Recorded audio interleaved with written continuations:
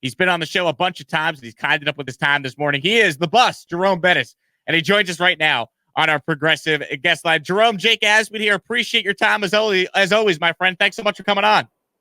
Hey, thanks for having me. So you're the perfect guy to have on, given the fact that your team, Pittsburgh, goes out there in the first round and uses the 24th overall pick on a running back in Najee Harris. So, Jerome, give me your thoughts on the pick. Were you surprised that your team went with the running back in round one? You know what? I wasn't surprised. I thought that was definitely an area of need, and they addressed it in a very, very big way. I thought Najee Harris is the best running back in the country, and I thought, for the Steelers to be able to get him where they were drafted at was a steal. So I think he's going to have a bright future, and I'm excited. When you watch them play at Alabama, what are some of the things that he did that you think will translate immediately in that Steelers offense?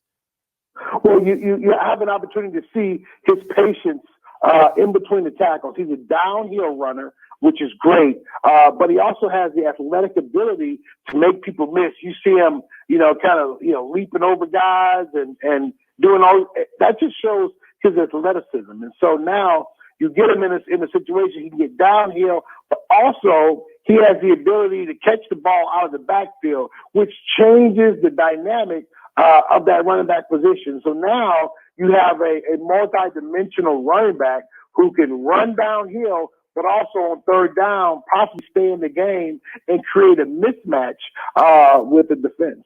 Jerome Bettis with us here on our progressive guest line, talking about the Pittsburgh Steelers and their selection of Najee Harris in the first round this past Thursday. So, Jerome, you look at Alabama in college. I've heard people make the point that, it's tough to evaluate Alabama offensive players because there's just so many good ones around on that offense that a defense really can't key in on a certain guy. You look at Harris in particular.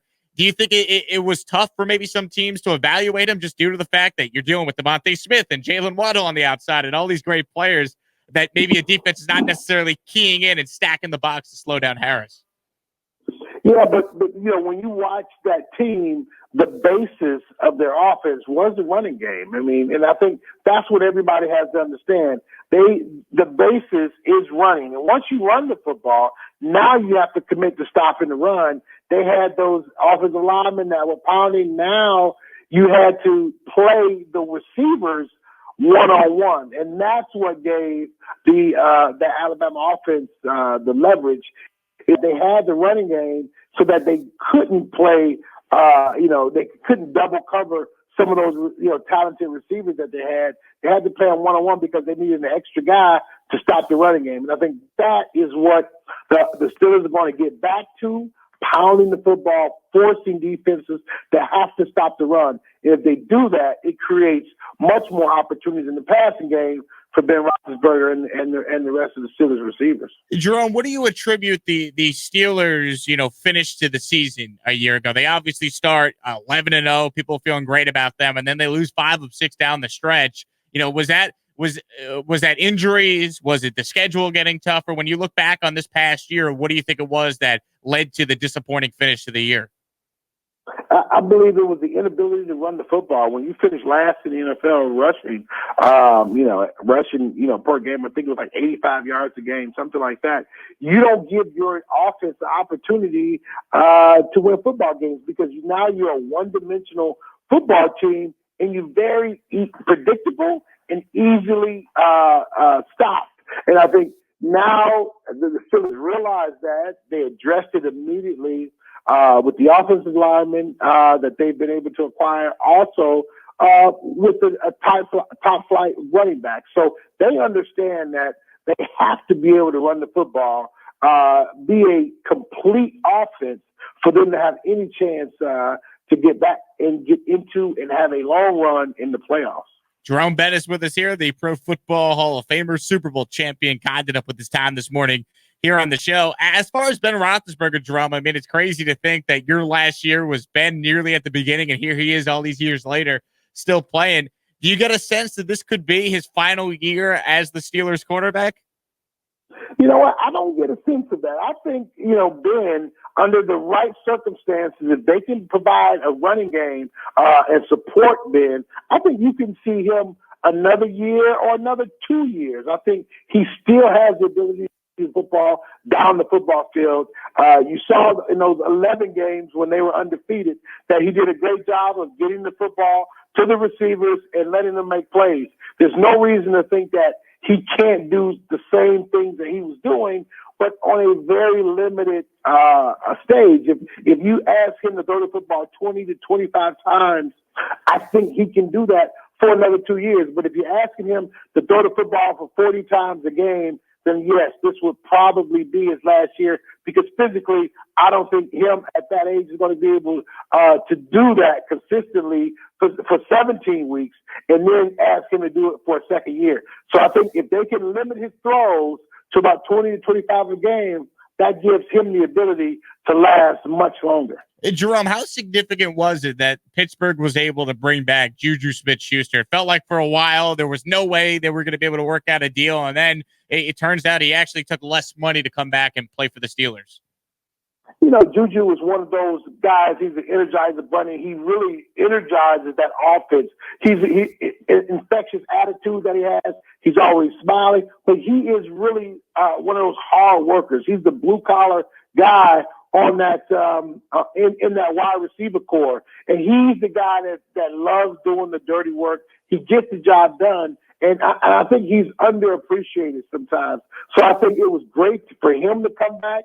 It was great for the Steelers to have him come back because it's a win-win scenario. Now, as far as the Najee Harris pick, Jerome, I mean, I'm sure a lot of Steelers fans want to know, have you gotten a chance to speak to Najee? Do you think you'll get a chance to talk to him, maybe give him some advice on what it's like to play running back in the city of Pittsburgh? I plan to speak to Najee. I haven't spoken to him yet, but we're going to be in contact pretty soon, and hopefully I can give him any kind of tips and pointers that he would like. But I'm always available to him in terms of a resource. Now, your nickname, of course, was the Bus. Do you think Najee Harris is going to have something up his sleeve as well? I don't know yet. You got to let him come in, and it's got to develop organically. We can't just start naming them. We've got to let it come from within, and that way it sticks. The Jerome Bettis, of course, with us here on the Jake Asman Show. Jerome, before we get to everything that you have going on with Skills USA, I'm curious because of COVID. You know, your old coach Bill Cowher has not yet had his full-on Hall of Fame induction. That should take place this upcoming summer. Are you pumped to watch your coach get inducted and join you in Canton? I am. I mean, it's going to be a lot of guys there, as you know. Troy Polamalu, he's going in as well. Alan Fanaga, he's going to be in there. So, I mean, there's going to be Bill Nunn,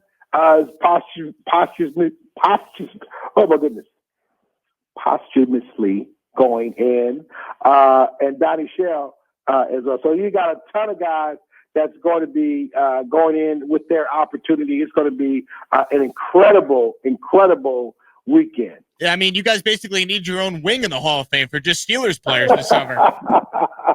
Yes, it's you know what? But I think it's well deserved. All the guys that are going in the Hall of Fame had incredible careers, and they deserve that moment. And I'm just proud to be affiliated with those guys because incredible people. Jerome Bettis with us here. So, Jerome, tell us all about Skills USA. It's National Signing Day, and tell us why that's specifically so important to you. Well, I'm proud to be, with 84 Lumber and recognizing the youth of America in terms of the opportunity for skilled trades and Skills USA and the National Signing Day. What they're doing is really, we're all trying to do is shine a light on the opportunities that are available to our young people today. And, with the National Signing Day and showing that, there's these tremendous opportunities in the skilled trades that we can show you, and it can provide so much in terms of valuable resources to this country. And so it's great that 84 is committed to showing them being an industry leader, presenting this and bringing light to it, and Skills USA wanting to try to impact and create change and influence these young people. I think it's a tremendous thing that's happening, and it's going to do nothing but benefit our country as a whole from an economic standpoint, but also these young people will have a skill that will last them a lifetime.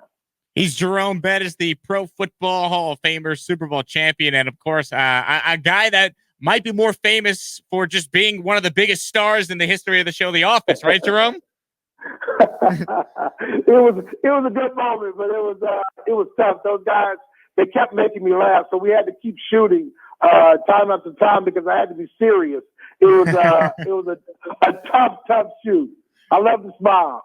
Thanks for watching the full YouTube video. If you like what you saw, then please subscribe to my page for more content. Thank you.